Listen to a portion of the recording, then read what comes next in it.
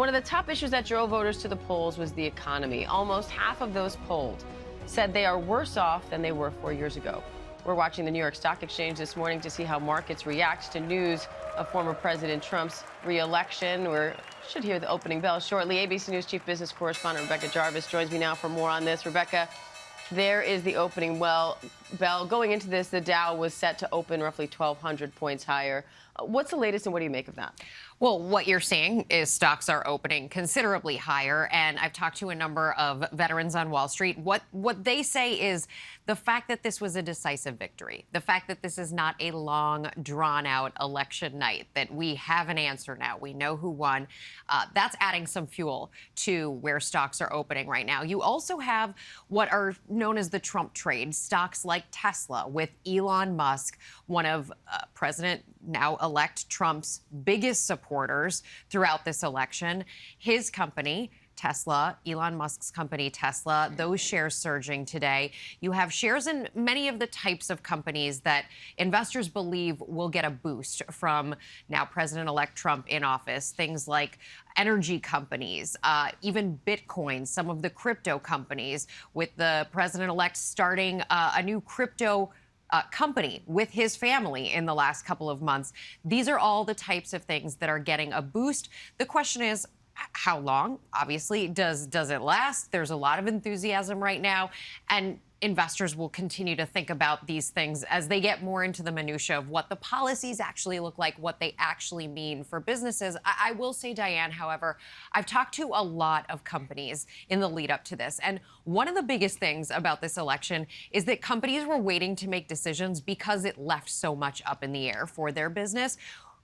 They told me no matter who won, they felt like finally they could start to make decisions about hiring, about spending. So I do expect businesses in the next couple of months here to be able to make some of the decisions that were held up by this election. We went into this election with the S&P 500 up 21%. It's the best election year since 1936. Several other economic reports have been strong as of late. And yet, we hear this response, this record number in recent history, at least in the last few years, number of voters saying they're worse off now than they were 4 years ago. How do you square that? Well, it's something that you see not just here in the U.S., but internationally. The last 4 years, the inflation of the last 4 years is what voters are talking about when they talk about the economy. I talk to voters all the time, and whether it's the jobs market or the stock market, those are really off to the side. It is the price people are paying at the grocery store, at the gas station, for their rent, for their childcare, for their health care. And all of those things have gone up considerably over the last 3 years. While inflation has come down, it's not spiking any longer. It's back basically where you would consider it normal. Prices haven't come down. And getting back to those prices of 3 years ago is going to be a really long road. The typical family right now is paying about $1,200 more every month on the same goods and services as they were 3 years ago. The Fed has been fighting this fight through both interest rate increases and what we anticipate will be tomorrow, an interest rate cut.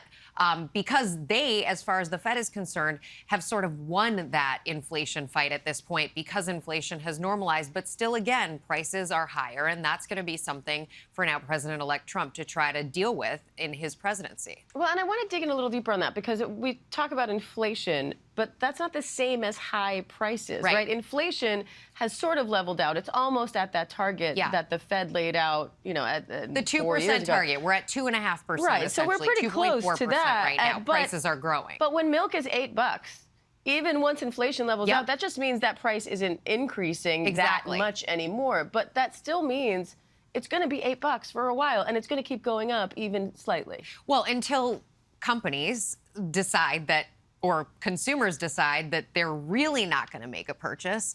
And as a result of not making that purchase, businesses have to make a decision of whether or not to lower the price. You are starting to see some of that. I mean, in fast food chains, we've seen the likes of McDonald's and Starbucks, and a lot of the sort of fast food types of restaurants have recently begun to lower their prices. And that's because you have seen the consumer change habits with prices as high as they've gotten. But that doesn't exist yet at the grocery store, where you see egg prices, for example, up 161% over the last 3 years.